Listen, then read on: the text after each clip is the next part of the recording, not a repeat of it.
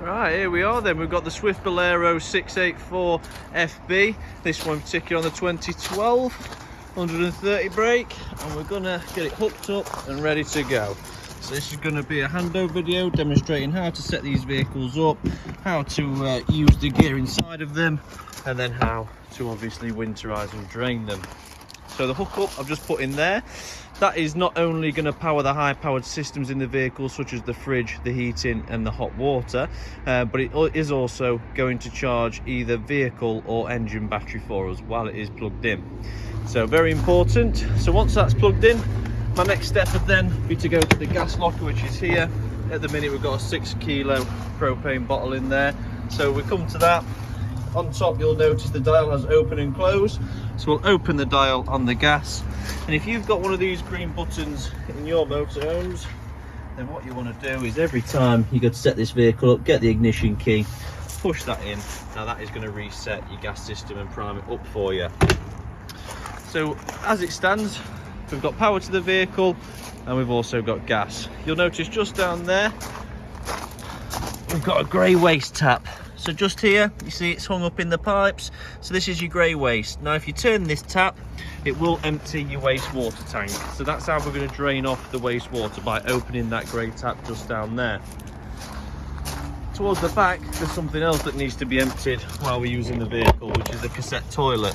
Now to do this, when you come to the vehicle, the orange lever will be in that slot as it is now. What we want to do is lift that and pull the whole cassette towards us, grabbing this bit on top.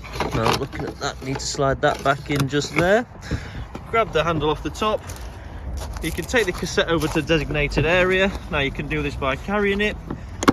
You can do it by pulling out the lever with the wheels and pushing it and pulling it over to save touching it.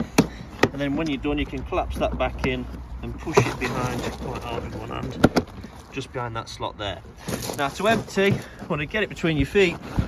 Well, you might not need to if you have two hands. Twist your nozzle out, take your end cap off, which you'll also note it backs up as a measuring beaker. Put the cap on the floor and simply tip forward and empty. Now when we're putting the cassette back in, we need to fill this cap up with some blue liquids, approximately half a cup. Push that in to there, swizzle it on, and now all that blue liquid we put in the cup is now in the cassette, keeping it smelling fresh and helping breaking down what goes in there and making it into a liquid so it's easy to remove. Pushing it back in, you'll notice I've returned it back to the original position with the orange lever behind. Now that is how you can change and empty the toilet cassette. Moving forwards, round to the near side, I should say. I've got a couple of things I want to show you. First and foremost, the bonnet release. Now whether it's the Swift Bolero or any Fiat or Peugeot, your bonnet release is always here. One pull on that and it should now grant us access under the bonnet. You'll see it's slightly raised. Then need to get a hand under the middle, go to the left ever so slightly, you'll feel a trigger, lift the trigger and we're under the bonnet. Just underneath that plus terminal there, next to where the water is dripping off from the fresh clean, you've got your positive terminal, and this bracket just here can be used as an earth if we need to jump start or charge that battery, which realistically shouldn't be much need to, seeing as though we can plug it in with a hookup and charge it. Next to that, you've got your diesel fill-up cap. Now this diesel fill-up cap, you'll notice spins very freely. We need to hold this in position, put the key in, turn it left by 90 degrees, then we can turn the whole base and pull it out.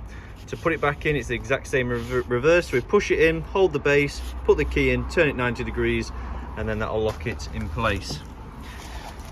Just checking down low, make sure we've got no blue waste taps on this side. I think it's towards the rear if anywhere, but none down towards the front.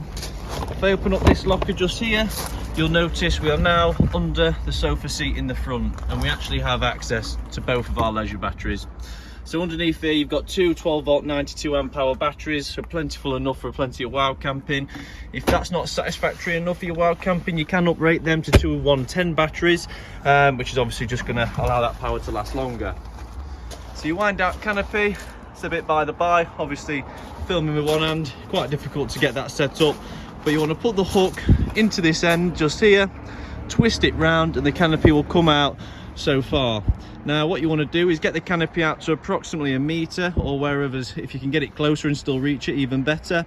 After 1 metre you want to put the legs down, which is going to take the weight of that canopy as you continue to read it out to its full 2.25 metre length. So it's just going to take the weight of that. Towards the back of the vehicle just here, you'll notice we've got a water fill up, so just turn that and simply put your hose pipe in. If you push your hose pipe in far enough, it should allow it just to hold it on its own. At that point you turn the tap on, we go inside and look on the control panel to see how much water is in that tank, so we can monitor it getting full. Now if I just go into this rear locker at the back, there's nothing to show in there that I can see from this side. I'll be taking you in from the other side as well. But obviously in here you've got your awning centrepiece there, you've got your Alde boiler, and then your water pump just round to the left as well. This here is a radiator, which is just starting to get warm now because I've not long turned on the Alde boiler. Walking a bit further down then, I believe on this Bolero, is it here? There we go. So you've got another tap, identical to that you saw the other side, apart from this one's blue. Now blue is free fresh waste. So what you do, fresh waste, fresh water. So when you fill up here, it goes into a 90 litre tank underslung. Now once you use that water, so you fill up that with say 90 litres of water, so you fill the tank. That water then is active for you to run in your shower, run in your sink in your bathroom, run in the sink in the kitchen. But obviously sometimes we have a little bit of water left over we haven't used. Now you can do one or two things. We can run the fresh tap until it all goes into the waste tank on the other side, which I showed you, and we can drain that with the grey tap. Or we can open the grey tap and open the blue tap this side and drain the water off that way. It's important to drain your water off, because if you leave it in the tanks too long, not only is it going to generate a really nasty smell, but you're also going to get some calcium deposits in there, little salts that you'll notice that just obviously evaporated water leaves remnants, and in turn the longer you do that, the more likely that them little bits of salts and powders are going to work their way into your water pump, clog that up, and you're going to need a new pump system and a tank clean. Now if we're draining the water plenty and often, then obviously we're going to avoid that. These two big vents here are just for the back of your fridge. Now because you've got a gas fridge, we do need somewhere for the fumes to go and sort of exhaust system, somewhere for it to air out and cool as well, and this is exactly what that is. Just here is your Alde boiler flue, so I've put my hand under there now, we've got some warm air coming out because we've got the system running off gas. If it's running off electric, you won't need that, and it's not going to obviously get any heat coming out of there. This is just if you're running on gas. So essentially what this is it's a 2 cylinders in one. The outer cylinder sucks in oxygen to burn in the boiler, obviously with the gas and the flame, because obviously flames need oxygen, so it sucks that oxygen in, it burns it in the boiler, and then it also exhausts it back out through the center cylinder just here, where you'll notice on cold days you'll see steam coming out just to show the heat coming out of there.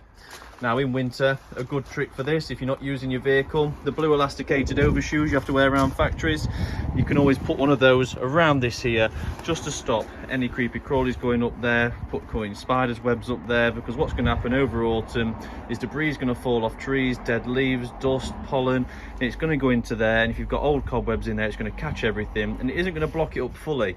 But because it's an exhaust, if it thinks it's even mildly blocked, it will cause a fault. Now the reason for that is, if the Alde system thinks that the exhaust fumes aren't coming out, if they're not coming out, there's only one place it can go, and that's back inside. And that's the last thing the Alde system wants, because it's exhaust fumes. So what it'll do is it'll shut the system down and say you've got a fault. This can all be eradicated by simply putting blue overshoes with elastication around there, covering it up when the vehicle's not in use. Into the vehicle then. A very nice and well presented vehicle, if I do say so myself. We've got a couple of things over the door, one being the Alde control panel, and secondly to that we've got the Swift control panel. Now I'm going to go through both, and first and foremost the Swift. So we've just plugged the vehicle in, as you saw, we've just turned the gas on, as you also saw. For instance, imagine when I showed you that water point at the back, I also filled that up with water. So I've turned the power on, the gas on, and we've got water on board. I want to come inside then, and first and foremost I want to turn this power button on, so it'll look very much like this. No lights on. In fact, I'll just pop the zoom on so you can see a little bit better. No lights on.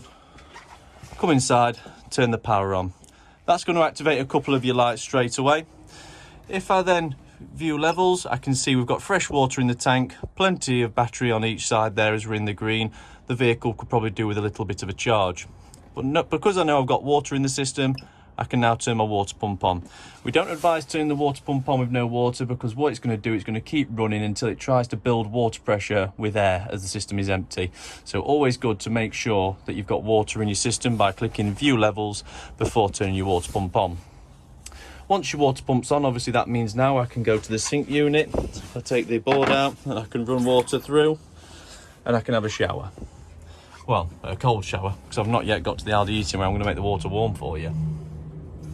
You'll notice down here as well we've got frost protect. This is there because you've got water tanks that are underslung on the vehicle, so they're actually underneath this floor. Now, because they're under this floor, they are going to be exposed to the elements. So what Swift did, and many other motorhome dealers did, is they said, right, how are we going to stop that water from freezing overnight when the grass thaws and the cold comes in? So what they did is they put a frost protect system in, which is just tank heaters. Now, essentially what they did is they got an electrical underfloor heating system. They put it embedded in the plastic work of the water tank, and when you switch it on, it doesn't warm the water up, but it certainly gets rid of the cold to stop that from freezing. This one here, cabin lights, you'll notice we've got a little isolator switch there for the cabin lights at the front and also in the rear. So it's not a master switch for your lights, but it does control the power to a lot of the lights at both high and low level. What you've also got is your awning light switch up here. So you'll notice there's no light on the motorhome there. If I click this button, the awning light outside the door, just above there, will be now on. So that's how we turn that on and off. Now, the last two buttons on this control panel are the vehicle and leisure battery buttons. If I click vehicle, leisure battery, sorry, you'll notice the light is still at the back. If I click vehicle, the light's now gone to the front. And now we're charging the vehicle battery. So this is how we're going to charge it, simply by clicking which battery you want. Now, if I was on a campsite right now, brilliant, I've got the vehicle battery charging, but I'm still utilising some of the leisure battery power. I've got LED lighting. It's all well and good. So all I'm trying to get to the point is, if you're going to spend 2 weeks on a campsite, we need to make sure we've got power in the vehicle battery. Well, obviously, if we want to get home. So what I'd potentially do is 10 days into the holiday, I'd stick the vehicle battery on charge, for a couple hours, just in the daytime while we're not doing much. You might have gone out to the pub, you might have gone out for a walk on the beach. There's no harm done in flicking this over to the vehicle battery just here and charging this up as we're out of the vehicle. When we come back, we can click leisure battery, the lights flicks back over, and we're back onto the leisure battery and charging that up. But now we know we've charged the vehicle battery a bit, so we've definitely got juice to set off home. This light here indicates the plug that you're plugged into, which for me, if you follow the hookup lead just there, is a plug-in all the way behind that motorhome. That's telling me that that's live. So it's all good to go. I've plugged in with that and it's all live and ready to go. Now, the reason it does that is because some campsites you'll get to, and the previous person that was on the pitch before you could have tripped the electrics off, who knows. But this is there to say, once you've plugged in, make sure that's green. If that's green, you're good to go. Now, the Alde panel. I'll put one time zoom on because I know the screen's naturally smaller. We've got 1, 2, 3, 4, 5 buttons. So if I click the middle one to wake it up, at the minute we're on. So I can obviously, that's for the heating. I can turn that off if I want to by clicking the off, and now it says off. So you want on. If I click across, we can now change the temperature of the heating. As you can see, I've gone down to 23.5 degrees. We can go down to 16 degrees or all the way up to 30. So if you want your heating on, we need to be on the start bit and we need to click on like it is now, and it will flash on saying on. That's how we know the heating is on. Obviously, when we go to the thermometer, it's there to tell us what heating temperature we've selected. When you go to this tap here, that's for your hot water. So we've got off at the minute. If I click on, now the hot water will be on. If I go across to the right, oh, sorry, I've gone one too far. We've got a flame there, so that means we're on gas. This here, where it says off, we've got a lightning bolt in the box, so we're off on the electric. If I click on and it doubles up as a plus, as you can see, we're on 1 electric, 2 electric, or 3 electric. And all that means is 3 kilowatts of electric, 2 kilowatts of electric, or 1 kilowatt of electric. So what you're seeing here is we can actually use gas and electric simultaneously. So if I click back to the beginning now, what we've got here is the air temperature is currently at 23. Sorry, the camera went off then. The air temperature is currently at 23, but we've got the heating turned on to get to 30. My hot water's on, so that's just the room temperature. Don't worry about that. You just turn your hot water on. That's going to supply you with 60 degrees hot water. I know my gas is on, and I know I'm on 2 electric. So at the minute, I've got my heating on 30 degrees. Well, it's going to get to 30 degrees, not quite yet, 23 at the moment. I've got my hot water on, and that is running off gas and electric too. Now, if I was on a campsite, I wouldn't need my gas on, so I can come here and just click off, and now it goes to off. So at the minute now, the gas is turned off. We're simply running this system on 2 kilowatts of electric. If I'm wild camping, I'm not going to have any plug-in, so I'll turn that on. On the electric, I'll turn that off. So now the heating and hot water is solely running on gas, and that's how to use your Alde control heating panel. In this vehicle, I'll pan out to a zoom again. You've also got a 3-way fridge. At the minute, you'll see there, I'm on the automatic mode, which means it'll choose the supply for me. What you'll find is when you come to the motorhome, it'll be off like this. When you enter, hold the button in, allow it to turn on, allow it to get its bearings a little bit, set itself up, get the computer systems running. And at the minute on automatic, it's chosen the hookup. Now the benefit of the auto mode means if I went and pulled our hookup lead out, it'd flick over to gas. If I turned off my gas bottle and started my engine, it'd go on to battery. So it does it all for you. But if you want to do it manually, we've got a black button on the left here where I can now click across to battery, to which it's going to flash this light in a fault. Now this is your fault light just here. If that's flashing, you've got a problem. Now the reason that's flashing is because my ignition is not switched on. So there's no power coming from that vehicle battery in the front to this fridge in the back. If I go through again, cycle to gas, it'll now, over a series of approximately 15 seconds, do the gas lighting process, where it's going to start flicking the igniter, and then it's going to start purging gas through and get that lit. Now it does this itself. On the old fridges you have to light it yourself, the igniter, but on these ones it's all done, ready to go. It does it for you. Now if that blue light started flashing on the gas, that'd indicate to me that one or two things: I've either run out of gas, or I could be parked on too much of a hill. Because gas is a liquid, the vehicle needs to be as close to level as possible so that the gas can run through nicely. Now to explain the 3 battery modes: hookup will give you full power, gas will give you full power. The battery mode is only there to maintain whatever temperature you've got this motorhome to. So as a run through, if I was going away at midday, I'd have the vehicle outside my house or on the drive. If I can have it like that, I'll plug the vehicle in at 11 o'clock in the morning. So I know that when I'm setting off at 12, it's giving the fridge an hour to get down to temperature. Once I'm about to set off, I'll flick this over to said battery mode, and I'll go and start the engine. Now what that's going to do is, now because I've spent an hour getting the fridge cold, as I'm driving, the battery mode is going to keep the fridge at the exact same temperature as it was when we set off. Then when I get to wherever I'm staying, say for instance I'm wild camping for the night, I'd then park up, turn the engine off, come in and flick it over to gas. And now the fridge is lit on gas. So what it means is from 11 o'clock in the morning to you getting to your chosen destination perhaps at 6 o'clock in the evening and turn it over to gas, your fridge has not dropped temperature at all. So we can put fresh meats in there, we can put drinks in there, we can put ice in the freezer. Now if you don't have much time and you're rushing around, like I find myself often doing, there's no harm done in getting some frozen peas out the freezer at home and chucking it in the fridge and the freezer, just to help it get cold quicker. A nice little tip for you there. Now for the sake of demonstration, I'm going to turn this back to hookup, save on the gas. You'll notice we've got another button on this side to select the temperature. 5 being the coldest, 1 being the warmest. Okay. So we've got plenty of running water coming through the vehicle now, because we've got the tap on, the boiler's warming up, the heating's warming up. Now, this is just like what you're used to at home, as you can probably imagine. If I push a dial in and use the igniter, you'll see straight away it lights. The reason that's gone out is because I've let go of this too quickly. Now what we have on motorhomes are called thermocouples. I'll try and see if I can get a camera on one. Probably best if I show you that one at the back, the little white piece in there. Now what that's doing is registering the temperature of the flame. Now if I go like this, there's no flame, and if I let go it cuts the gas off because the thermocouple's not registered that there's a flame. And if there's no flame present, you don't want the motorhome to overfill with gas and just have gas pouring into your motorhome. So it's a safety cut-off. But what you'll find is if you don't use your motorhome for a while, you'll get dust built up on these thermocouples. So what we need to do is we need to burn them off. So if I hold it in, let's try 8 seconds. 1, 2, 3, 4, 5, because I was talking for 3 of them. And if you look, now it's on full burners. So sometimes you'll find we need to do that.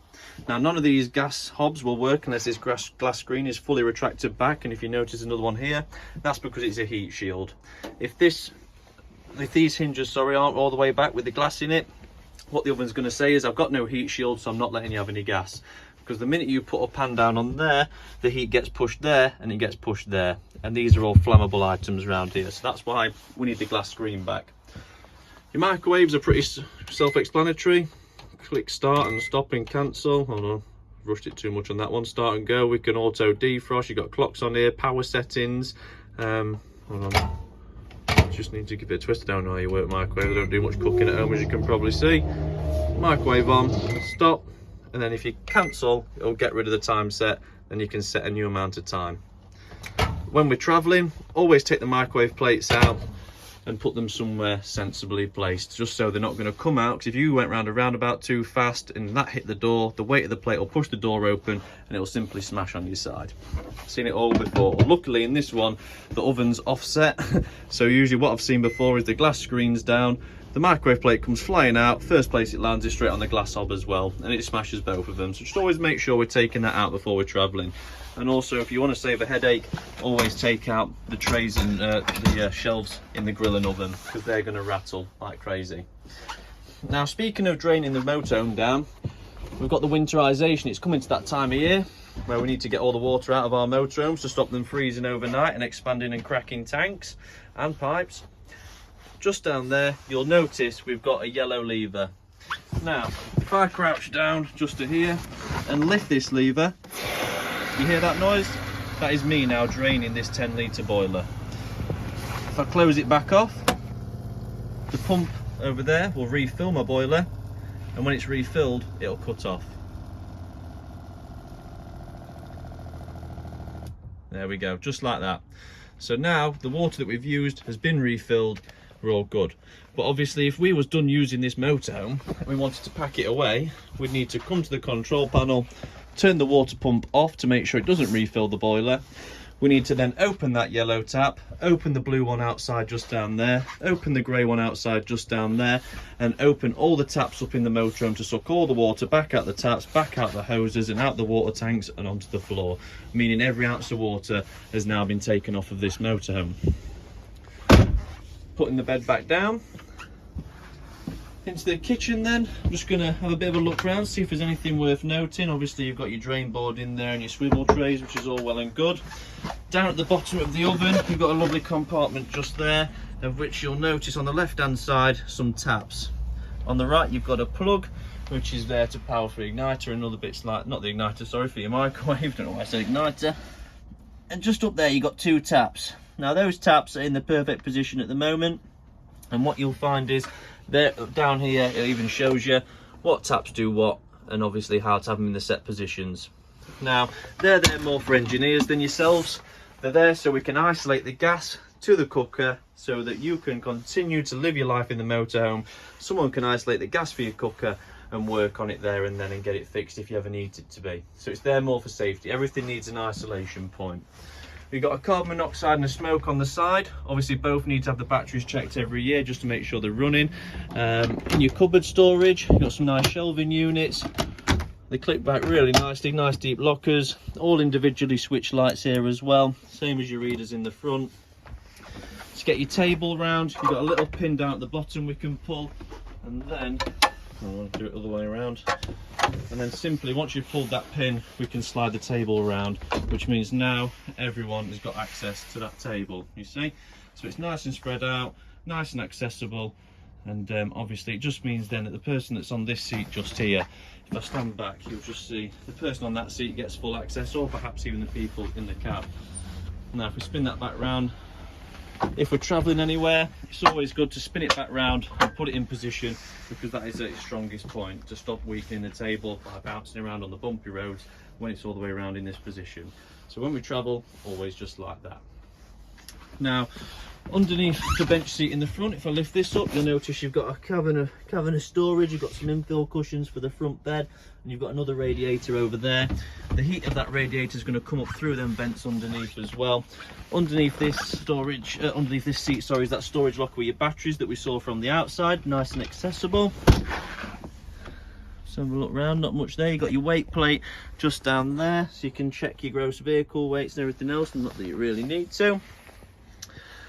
Going towards the rear of the vehicle, in fact I'll just check in some overhead lockers, just make sure we're not missing anything out here to show you.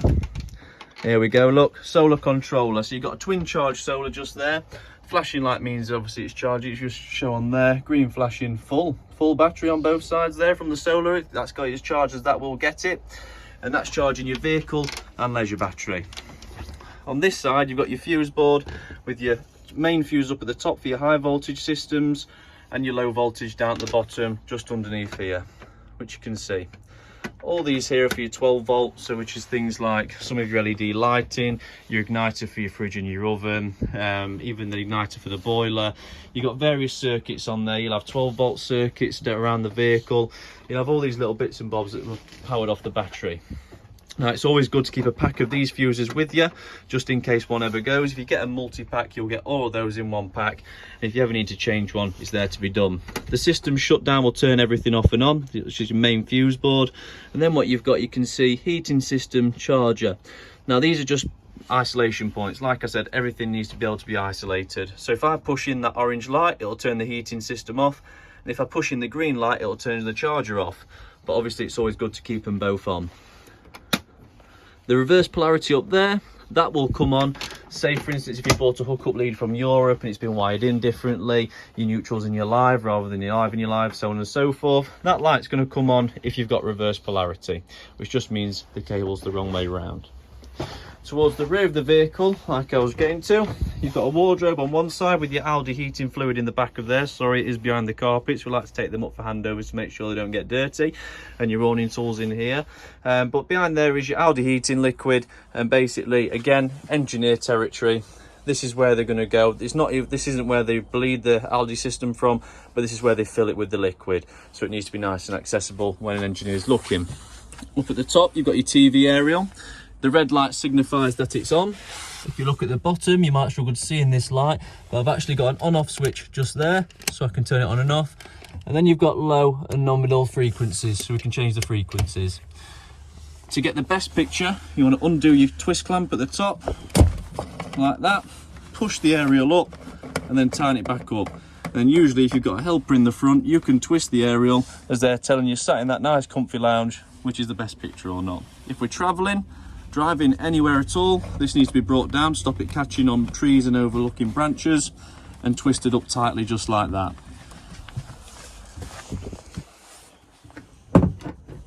Into the washroom, very nice washroom. On the left, we've got some running water just here. In the basin unit, we've got the light switch down to the left to turn the lights off and on. We've got a trigger hose shower to optimise how much water we're using. It's got its own tap just there. The flush for the Thetford toilet, this is how we flush it with the blue button. Now that will only ever work if you've got the water pump turned on that control panel over the habitation door. And if I press the button, you'll see the water's running through, puddling up at the bottom. Once that does that, you need to come down here, grab the grey lever, pull it towards me, or is it away from me, sorry, so push away, not pull towards, and that's going to drop all the water into the cassette below, which I showed you how to empty earlier today. If I then actually pull this back towards me, that is then going to close that back up, which is going to stop any bad smells coming up that toilet. If we pull that back away, we can spin the seat round to optimise how much room we have in the bathroom, and this light here will come on when that toilet cassette needs emptying, which I showed you just outside. Some nice storage availability in the top. We've got the clips either side to hold these boards back while we're driving. Obviously that's just to make sure it's not clattering around and making loads of noise and damaging things, so we've got to be able to pin them back. But all in all, a very nice spacious washroom. I'm just going to check in the rear cupboards. Now obviously with your television, you need to plug in for power as it is, And next to there at the bottom right, you'll see you've got an aerial point, the same as what you have at home. If you plug the TV in for power and plug your aerial in, and you've got your red light on your booster, and you've pushed that aerial all the way up as I've shown you, you need to then go into your settings and retune your telly for a new channel list. The minute you go from Yorkshire to Nottinghamshire, Nottinghamshire to Cambridgeshire, and so on and so forth, every time you cross a border, you will then need to retune your television to get the best picture or any picture at all. So once you turn your telly on, obviously go to your settings, retune TV, let it search for channels, and once that's complete, you'll be able to watch some great telly. Overall, guys, I'd say that's enough for today on the Swift Bolero. I think that's quite a nice comprehensive breakdown on how to work the vehicle and what it has to offer for you guys. We've gone through the winterization, so draining your boiler, draining all your water tanks every time you're done with the motorhome, and especially in winter when you're not using it. We've also gone through the operations of the fridge, the cooking appliances, the heating hot water, the control panel, how to turn the vehicle on and set it up, and then now I'm going to show you how I pack it away. So obviously we've got the heating on. I'll turn that off, off, off. That's just the temperature, and then off. So keep going through and click off to everything. Now we know that's all off.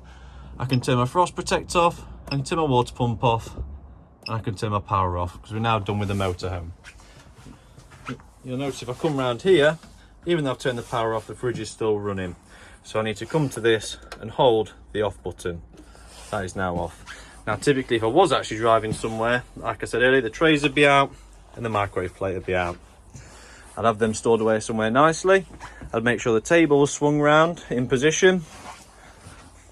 I'd come to the back of the vehicle, make sure my shower walls are pinned back at the top as they are and my shower head's firmly secured. No loose bottles on the side, on the worktops around here that could fall off. In addition to that, now the control panel's off and I know my boiler can't fill my tank, I'd then go underneath this here and drain off my boiler. Once I'd then done that, ideally myself, I would always leave a little bit of water in the fresh tank in case on the way home you get caught in any traffic and you need the toilet for flushing the toilet, or you need some water just to wash your face. So I wouldn't actually empty this before I set off. I'd empty this when I got home. However, some people, if it's an half-an-hour journey, you don't need the toilet, you can go under there, open the blue tap and then empty that out. I'd then come round to the driver's side. I'd fully empty the grey tap, which is just down there. So the wastewater tank's fully empty, the boiler's empty, the fridge is off, obviously the control panel's off, the heating hot water's off. I've secured all the things out the oven and the grill stop rattling. I've left some water in the fresh water tank, so I've not opened up the blue tap, but I will come around here and empty the grey tap because that's wastewater. We can't use that when we're travelling. So I'd open that up. Once that is opened up and draining, I'd come into the gas locker. I'd turn the gas bottle off by spinning this right, making sure it's secured in with the straps below. And then I'd unplug the vehicle, reel up your hookup lead, stick it under the bed at the back. And then now my vehicle is packed and ready to go. Unless you've obviously got your awning canopy out, which I'd certainly advise packing that away before travelling anywhere. Always make sure your TV aerial's down and you're ready to go. But there we are, guys. There's your in-depth handover video for the Swift Bolero 684 FB. A stunning motorhome, and I really hope you enjoy it. And if you're ever in the neighbourhood, always swing by for a cup of tea. Thank you.